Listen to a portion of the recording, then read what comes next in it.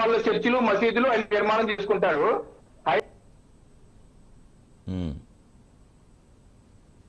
Right, cut అయినట్టుంది. Yes Vamsikrishna గారు, ఇప్పుడు దళిత వాడల్లో హిందూ ఆలయాల నిర్మాణం హిందూ మతాన్ని మరింత బలోపేతం చేయడం కోసమేనా? అంటే అనే ఉద్దేశం అది కాదు షర్మిల గారిది, కానీ అలా పోర్ట్రేట్ అవుతుంది అంటున్నారు. కానీ ఆవిడ పదే పదే వ్యాఖ్యానించడానికి కూడా అలాగే చూడాలి. అదేనండి, ఆవిడ వ్యాఖ్యల్లో ఆవిడ ఏమంటారంటే దళితుల్నే ఇక్కడ పూజారులుగా పెడతారా అని అంటున్నారు. అసలు దళితులకి వేదం నేర్పించేసి వాళ్ళని మామూలుగా ఎక్కడైనా పబ్లిక్ ప్లేసెస్ లో ఉన్నటువంటి టెంపుల్స్ లో కూడా పూజారులుగా పెట్టాలి అనేదే కాన్సెప్ట్ కదా. ఇప్పుడు వేదం ఎవరైనా నేర్చుకోవచ్చు, మీరైనా నేర్చుకోవచ్చు, నేనైనా నేర్చుకోవచ్చు, ఏ కులం వారు, ఏ మతం వారు, ఏ ప్రాంతం వారైనా వేదం నేర్చుకోవచ్చు. ఆ వేదం నేర్చుకున్న వాళ్ళని దళితులైతే ఏంటి, ఎవరైతే ఏంటి, వాళ్ళని టెంపుల్లో అర్చకులుగా పెట్టే స్కోప్ ఉంటే అసలు అక్కడ కులాలు మతాలు ఇక్కడ చూడరు. ఇది 2025 లో ఉన్నాం సార్ మనం. 2025 లో కూడా షర్మిల గారు ఈరోజు వేదం దళితుల్నే అక్కడ పూజారులుగా పెడతారా, లేదంటే పూజారులు వెళ్ళిపోయి అక్కడ దళిత వాడల్లో పూజలు చేస్తారా అనేటటువంటి వ్యాఖ్యలు చేయటం నిజంగా బాధాకరం.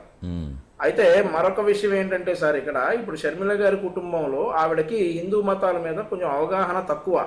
ఎందుకంటే వారు క్రిస్టియన్ సాంప్రదాయాలు నమ్ముకున్నటువంటి కుటుంబం కాబట్టి హిందూ సాంప్రదాయాల మీద ఉన్నటువంటి అవగాహన తక్కువ కాబట్టి ఆవిడ ఏమన్నా ఇట్లాంటి వ్యాఖ్యలు ఏమైనా చేసున్నారేమో.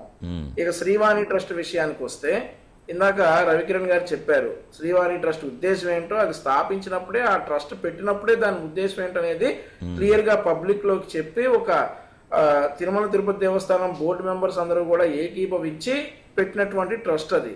ఆ ట్రస్ట్ ద్వారా వచ్చేటటువంటి డబ్బులతోటి ఇట్లా ఆలయాలని నిర్మిస్తారు. అదే మాదిరిగా టీటీడీకి ఇంకోటి వచ్చేటటువంటి డబ్బుతోటి తిరుమలలో లేదంటే తిరుపతిలో భక్తుల సౌకర్యార్థం ఏమేం చేయాలో, ఇప్పుడు సపోజ్ ట్రాఫిక్ బాగా ఎక్కువగా ఉంటుంది కాబట్టి ఫ్లైఓవర్లు నిర్మించారు, వసతి సౌకర్యాలు నిర్మించారు. అలాగే ఇప్పుడు బ్రహ్మోత్సవాలు చేయాలంటే కూడా ప్రభుత్వం నుండి ఎక్కడా కూడా డబ్బు తీసుకోరు, కేవలం టీటీడీ డబ్బు మాత్రమే వాడతారు. అలా టీటీడీకి చెందినటువంటి డబ్బు దేవుడికే చెందాలి అనేటటువంటి ఉద్దేశం. అలాగే 5,000 గుళ్ళు అని చెప్పేసి ఆవిడ స్పెసిఫిక్ గా నెంబర్ చెప్తా ఉన్నారు. ఈ గుళ్ళు కట్టాలి అనేటటువంటి ఉద్దేశం. అలాగే ధూపదీప నైవేద్యాలకు నోచుకోనటువంటి దేవాలయాల్లో ఒక అర్చకుడిని పెట్టి ఆ అర్చకుడికి జీతం ఇందులో నుంచి ఇచ్చి ఆ గుళ్ళో కూడా ధూపదీప నైవేద్యాలు పెట్టాలి అనేటటువంటి ఉద్దేశంతో ఈ శ్రీవాణి ట్రస్ట్ నుంచి వచ్చే డబ్బులు కావచ్చు, లేదంటే తిరుమల తిరుపతి దేవస్థానం డబ్బులతోటి మాత్రమే చేస్తున్నారు. కానీ ఈవిడ వాదన ఏంటంటే ఇక్కడ ప్రజలకు ముందుగా మౌలిక సదుపాయాలు కల్పించాలి దళిత వాడల్లో అని అంటా ఉన్నారు. ఆ దళిత వాడల్లో మౌలిక సదుపాయాలు కల్పించడం ఆయా ప్రాంతాల్లో ఉన్నటువంటి ప్రభుత్వానిది. అవును, ప్రభుత్వం చేయాల్సినటువంటి పని దేవుడి సొమ్ముతో చేయాలని ఎలా అనుకుంటారు? అది కాదు కదా. దేవుడి సొమ్ము దేవుడికే చెందాలి, ప్రభుత్వం చేయాల్సిన పని ప్రభుత్వం చేయాలి. ఇప్పుడు తిరుపతిలో అంటే మౌలిక సదుపాయాలు, ఈ ఫ్లైఓవర్స్ కావచ్చు, వసతి సముదాయాలు కావచ్చు, ఉచిత భోజనం కావచ్చు, అవన్నీ కూడా సుదూర ప్రాంతాల నుండి తిరుమలకు భక్తుల సౌకర్యార్థం ఆ డబ్బులు వాడుతున్నారే కానీ వేరే ఉద్దేశం కాదు. సో ఇవన్నీ కూడా చాలా సున్నితమైనటువంటి అంశాలు కాబట్టి షర్మిల గారు మరొకసారి ఆవిడ వ్యాఖ్యలు రివైజ్ చేసుకోవాలని అయితే నేను కోరుకుంటా ఉన్నాను. డెఫినెట్గా, ఎందుకంటే చాలా మందికి వైద్య సహాయాలు అందిస్తారు. సరే, ప్రజాసేవ చేయడం తప్పని ఎవరు చెప్పరు, చెయ్యొచ్చు. కానీ ఏంటంటే ముందుగా అది ధార్మిక సంస్థకు సంబంధించి వాళ్ళ ఏ ఉద్దేశంతో పెట్టారో ఆ ఉద్దేశంతో నడుపుకోవడం అనేది వాళ్ళ ధర్మాలు వాళ్ళకు ఉంటాయి. అలాగే ఇప్పుడు ఒకవైపు సమానత్వం కావాలంటారు, మరోవైపు హిందూ ఆలయాలు దళిత వాడలు వద్దు అంటారు. దీన్ని ఎలా విశ్లేషిస్తారు మీరు వంశీకృష్ణ గారు? ఏమండి, ఒకవైపు ఏమో సమానత్వం కావాలి అని చెప్తున్నారు, అందరినీ సమానంగా చూడాలి అంటున్నారు. మరి అటువంటి అప్పుడు హిందూ ఆలయాలు దళిత వాడల్లో వద్దు అంటే ఎలా? అదే సార్, ఇప్పుడు నేను అదే చెప్తా ఉన్నా మీకు. నేను ముందే డేట్ తో సహా ఎగ్జాంపుల్ ఇచ్చాను. హిందువుల్లో ఇప్పుడు దళితుల్లో హిందూ దళితులు ఉండరా అండి? అదే అదే అంటుంటారు కదా, వారికి కూడా ఆలయాలు కావాలి కదా. వారికి కూడా ఇప్పుడు వారు ఎక్కడా కూడా నువ్వు దళితుడివి, నువ్వు ఈ టెంపుల్లోకి రావద్దు అనేటటువంటి వ్యాఖ్యలు ఎక్కడా కూడా ఈ రోజుల్లో మీరు ఎక్కడైనా విన్నారా?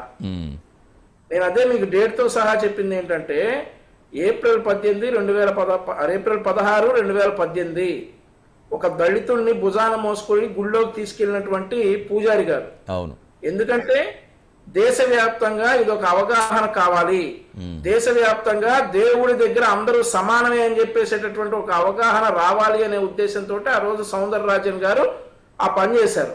అదే చెప్తా ఉన్నాను, ఈ రోజు కూడా దళిత వాడల్లో హిందూ దేవాలయాలు అని అంటే ఇప్పుడు దళిత వాడల్లో అన్ని మతాల వారు ఉంటారండి. సో ఆ మతాల వారు ఇప్పుడు దేవుడు అనేవాడు ఇక్కడే ఉండాలి, ఇక్కడ ఉండకూడదు అనేటటువంటి నియమం ఏంటండి? ఎక్కడ అవకాశం ఉంటే అక్కడ గుడి వెలవాలి. అలాగే ఇప్పుడు క్రిస్టియన్స్ ఎవరైనా కానీ లేదంటే ముస్లిం సోదరులు ఎవరైనా కానీ మసీదులకు కానీ లేదంటే చర్చిలకు కానీ ఉంటామన్నా కానీ ఈ అభ్యంతరాలు ఉండవు. హిందూ దేవాలయాల్లో కూడా అభ్యంతరాలు ఉండవు. కానీ నిన్న షర్మిల గారి వ్యాఖ్యలు కొంచెం మనస్పర్ధలకు గురి చేసేలాగా ఉన్నాయి కాబట్టి ఆవిడ కొంచెం రివైజ్ చేసుకోవాలని అంటా ఉన్నాం. దళిత వాడల్లో హిందూ దేవాలయాలు అని అంటే దళితుల్లో కూడా హిందూ దళితులు ఉన్నారు. వారు ఇప్పటికీ గుళ్ళకి వచ్చేవారు ఉన్నారు, అలాగే చర్చిలకు వెళ్ళేవారు ఉన్నారు, మసీదులకు వెళ్ళేవాళ్ళు కూడా ఉన్నారు. సో వాళ్ళందరి సౌకర్యార్థం హిందూ దేవాలయాలు కన్స్ట్రక్ట్ చేయాలనేటటువంటి నిర్ణయాన్ని స్వాగతించాలి. రైట్ అండి. ఎస్ సైదే గారు. ఎస్ రవికిరణ్ గారు, ఇందాక మీరు బ్రేక్ అయింది, సిగ్నల్ పోయినట్టుంది, ఇప్పుడు వచ్చింది సార్. సోదరుడు బండారు వంశీకృష్ణ గారు మాట్లాడుతూ వాయిస్ వస్తుందండి? అయ్యా వస్తుంది. సైదే గారు వాయిస్ తీయక మీరు వాయిస్ తీసుకుంటాను. రవికిరణ్ గారు మీది ఓకేనా? సిగ్నల్ ఇష్యూ ఉందా? ముందు మీరు తీసుకోమంటారా? ఒక నిమిషం సైదే గారు వస్తుంది. ఎస్ వస్తుంది, మాట్లాడండి. ఇప్పుడు సోదరుడు